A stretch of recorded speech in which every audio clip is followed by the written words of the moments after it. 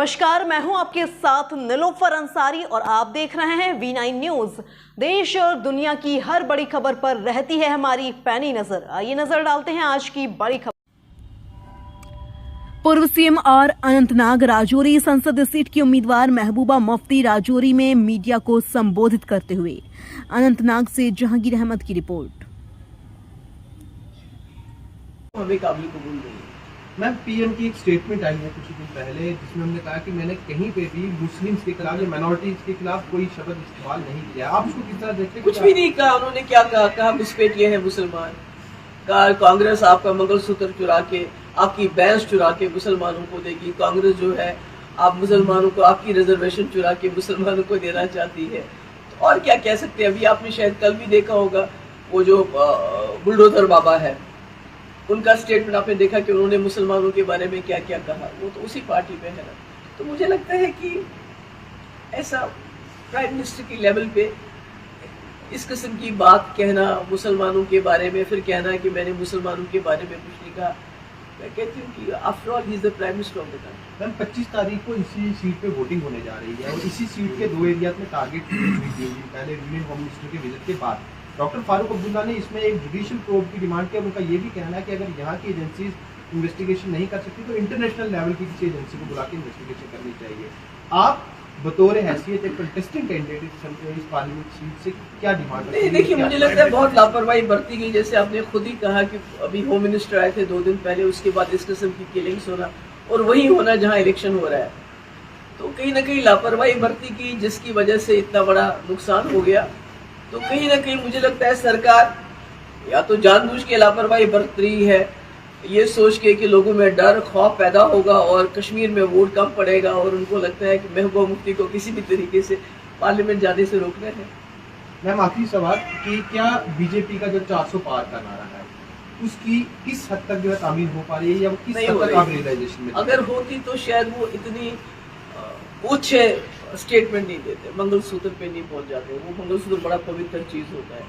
ये नहीं कहते कि आपकी भैंस भी लेके जाएंगे, आपका घर भी लेके जाएंगे, मुसलमानों को दे देंगे। तो मुझे लगता है ये जो इस वक्त उस कश्मीर की बात हो रही है, पाकिस्तान की बात हो रही है, मंगलसूत्र की बात हो रही है, इससे लगता है कि इनकी जो हिंदू मुस्लिम जो इनकी वो एक कम्युनल नैरेटिव था वो चल नहीं रहा है। और इनको लग रहा है कि जो कांग्रेस का जो मैनिफेस्टो है वो बड़ा पावरफुल मैनिफेस्टो है, जहां वो यूथ को एम्प्लॉयमेंट देने की बात करते हैं, औरतों को एम्पावरमेंट करने की बात कर रहे हैं। तो मुझे लगता है कहीं ना कहीं उससे घबराए हुए हैं। मैं हूँ और आज हम कोई रैली वगैरह के लिए नहीं आए थे, बल्कि बहुत सारे लोगों की ख्वाहिश थी कि हम पर्सनली मिलना चाहते हैं, इसलिए काफ़ी डेलीगेशन से मैं मिली और मैंने महसूस किया कि यहाँ माहौल जो है बहुत ही ज़्यादा डरावना बनाया गया है। एक तरफ से एक जमात इलेक्शन लड़ रही है तो वो फतवे दे रही है, मजहबी फतवे दे रही है कि अगर आपने फलानी को वोट नहीं डाला तो आप जहन्नम में जाओगे, आपके साथ ये होगा, मरने के बाद आपके साथ वो होगा, आपको बीमारियां लग जाएंगी। तो एक जमात तो वो कार्ड खेल रही है, जो बहुत ही बदकिस्मती की बात है, क्योंकि हम समझते हैं जो पीरी मुरीदी है ये बड़ा पाक रिश्ता होता है, ये वोट का रिश्ता नहीं होता है, ये अलग रिश्ता होता है। और वोट लोगों को जो है अपनी ज़रूरियात ज़िंदगी के लिए, अपने तहफ़्फ़ुज़ के लिए डालना होता है। तो किसी को ये धमकाना जो फलानी को वोट नहीं डालेगा तो वो उसके साथ अल्लाह मियाँ पता नहीं क्या क्या करेंगे, तो मैं समझती हूँ ये बुरा है। मज़हब को इसमें नहीं लाना चाहिए, बरादरीज़म को नहीं लाना चाहिए और ख़ासकर लोगों को इस किस्म से जो मजहबी फतवे जारी नहीं करने चाहिए। इस्लाम इसकी इजाज़त नहीं देता है। और दूसरी तरफ से दूसरी जमात है जो बीजेपी के कंधे पे रख के बंदूक चला रही है, जो लोगों को ब्लैकमेल कर रही है, डरा रही है, धमका रही है। तो इसका ये नतीजा है कि लोग सामने एक कम्युनिटी इसलिए नहीं आ रही है, उनको लगता है सरकार हमारे साथ जो है एक ब्लैकमेलिंग का उन्होंने टैक्टिक इस्तेमाल किया है। और जो हमने सुना है कि काफी सारे ऑफिसर्स को बुलाया गया, उनको धमकाया गया कि आपकी पोस्टिंग यहाँ करेंगे, वहाँ करेंगे, ये करेंगे, वो करेंगे। अगर आपने एक ऐसी जमात को वोट नहीं डाला, जो वो खुद जानते हैं, बीजेपी वाले खुद जानते हैं कि जिस पार्टी के लिए वो वोट मांग रहे हैं उनकी कश्मीर में जमानत जब्त होने वाली है, तो उसके बावजूद भी वो चाहते हैं उनको वोट पड़े تو ان کو تو ڈائریکٹلی کہنا چاہیے کہ آپ کو اس کو ووٹ ڈالنا چاہیے جس کو آپ کامیاب کرنا چاہتے ہیں انڈائریکٹ ووٹنگ سے. تو مجھے لگتا ہے کہیں نہ کہیں دونوں کا جو ہے کہیں جو ہے وہ ایک ہی پالیسی اپنائی ہوئی ہے. ایک فتوے کے ذریعے دھمکی دے رہی ہے اور دوسری سرکار کا استعمال کر کے دھمکی دے رہی ہے. پر ہیونگ سیڈ دیٹ, جو مجھ سے کل دن بھر ڈیلیگیشن ملتے رہے تو لوگوں کی یہاں بڑی مشکلات ہیں, اور جس میں سب سے بڑی مشکلات ہے میرے پاس کافی ینگ لوگ آئے اور بہت ہی زیادہ ہائیلی ایجوکیٹڈ, جو میں امیجن بھی نہیں کر سکتی تھی کہ اتنے ایجوکیٹڈ ہوں گے, double M A M Ed, اس کے بعد نیٹ, اس کے پتہ نہیں کون سے امتحان پاس کیے, پر بے روزگاری ہے.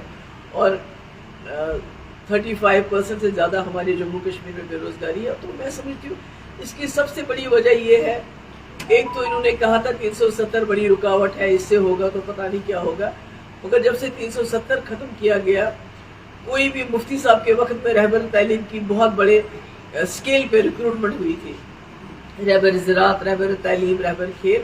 مگر آج جو ہو رہا ہے, آج کوئی ریکروٹمنٹ نہیں ہو رہی. جتنی بھی 4-5 ریکروٹمنٹ آپ لوگ بھی جانتے ہیں, اس میں ایسی ایجنسیز کو انوالو کیا گیا جو بلیک لسٹڈ ہے.